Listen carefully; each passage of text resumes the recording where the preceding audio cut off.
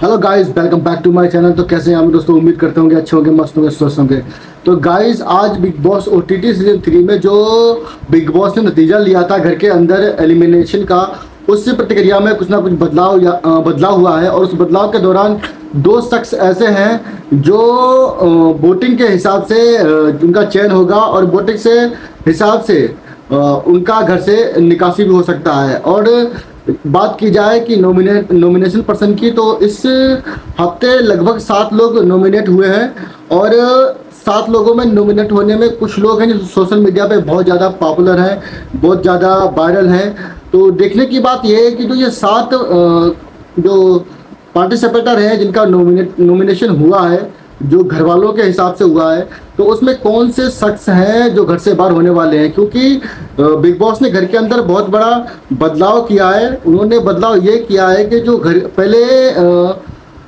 जो होता था नॉमिनेशन, तो नॉमिनेशन में अगर किसी का एलिमिनेशन होने वाला है तो उसको वोटिंग ट्रेंड के आधार पर, मतलब बाहरी जनता के वोटिंग ट्रेंड के आधार पर उसको कहीं ना कहीं तक बाहर की जनता समर्थन देती थी, जिस कारण से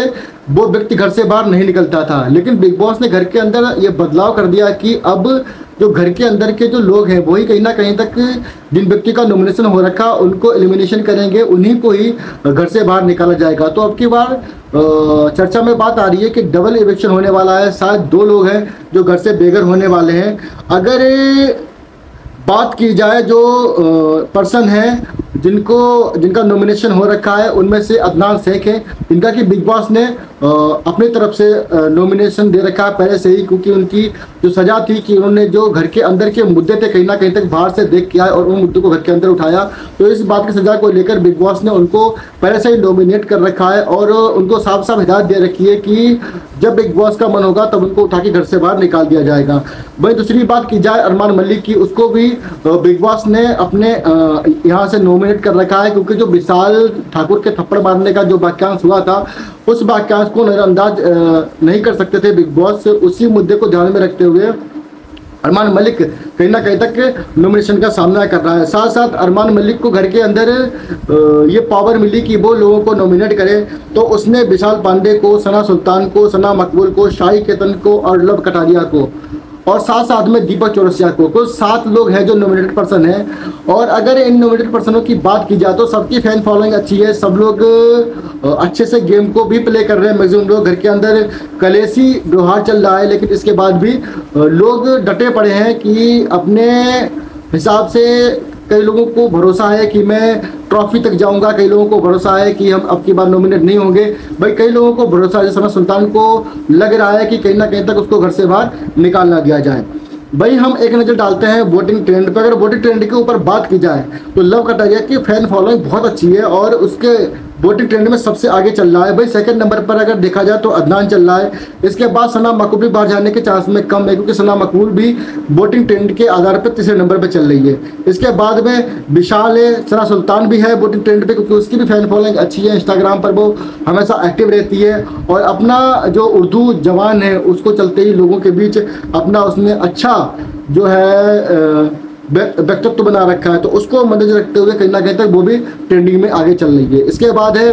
अरमान मलिक ट्रोलिंग के कारण कहीं ना कहीं तक जो बिग बॉस के अंदर के हादसे हुए हैं और उन हादसों को जो बाहर की जनता आज तरह से प्रदर्शित कर रही है, उसको मद्देनजर रखते हुए देखा जाए तो कहीं ना कहीं तक अरमान मलिक भी अच्छे खासे ट्रेंडिंग में चल रहा है। और उसकी जो फोन फॉलोइंग है कहीं ना कहीं तक बाहर जो मलिक निकल के आई है वो कहीं ना कहीं तक उन चीज़ों को संभाल रही है और जनता का समर्थन उनके पास है। क्योंकि गाइस उनके यूट्यूब पर सोशल मीडिया इन्फ्लुएंसर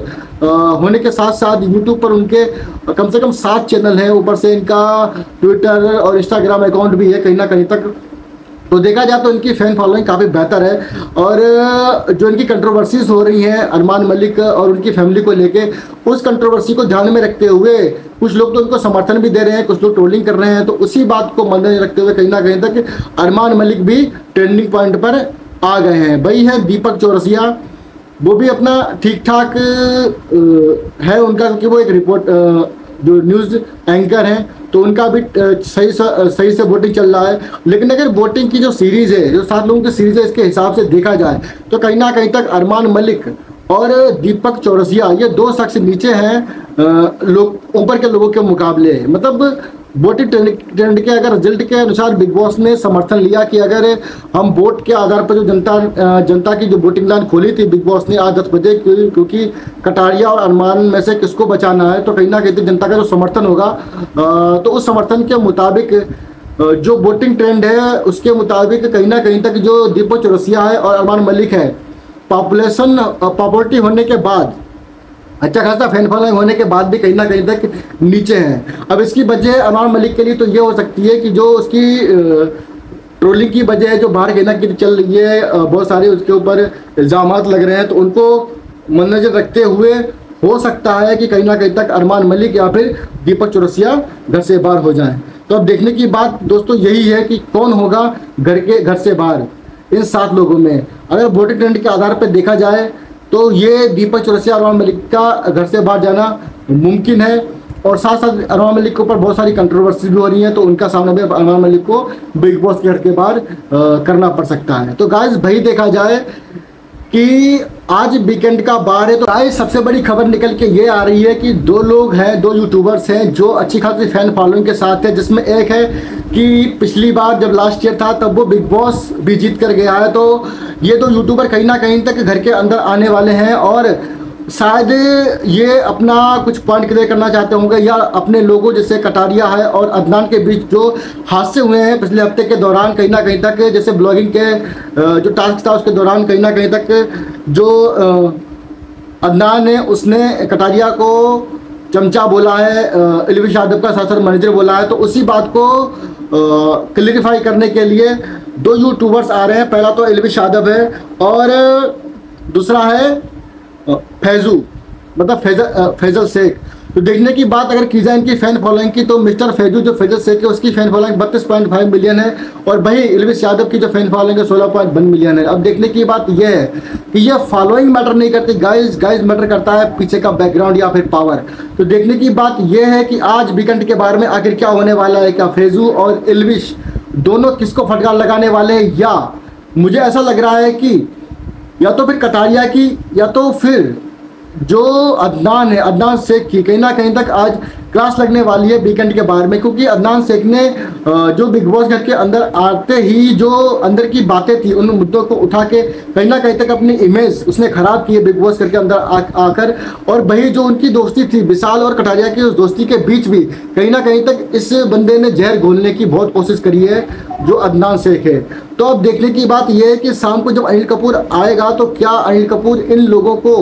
बख्शेगा, या फिर जो ये ट्रेंड पे है जो ये अदनान शेख और कटारिया, तो इनकी फटकार पड़ने वाली है। मुझे तो गाइज इसके बारे में कुछ जानकारी नहीं है, लेकिन मुझे ऐसा लग रहा है कि आज का जो टॉपिक होने वाला है वीकेंड के बाद वो कहीं ना कहीं तक अदनान शेख और कटारिया के बीच में होने वाला है, क्योंकि पूरे हफ्ते के दौरान जो भसड़ मचाई है बिग बॉस घर के अंदर इन दोनों बंदों ने ही मचाई है, पूरा गंद मचा रखा है। तो इस गंद को समेटने के लिए आने वाले हैं 2 यूट्यूबर्स जिनका नाम है फैजू और एल्विश यादव। तो गाइज देखने वाले हम ये हैं कि ये दोनों जब शख्स बिग बॉस घर के अंदर आएंगे तो कौन सा धमाका होने वाला है, ये तो हम देखेंगे अगली वीडियो के दौरान। और साथ साथ जो 7 लोग नॉमिनेशन हो रखा 7 लोगों का, उनमें से कौन 2 लोग हैं जो घर के लिए रवाना होंगे। तो गाइस देखेंगे अगली वीडियो में, तो अपना ख्याल रखें, स्वस्थ रहें, मस्त रहें। मिलते हैं अगली वीडियो के साथ।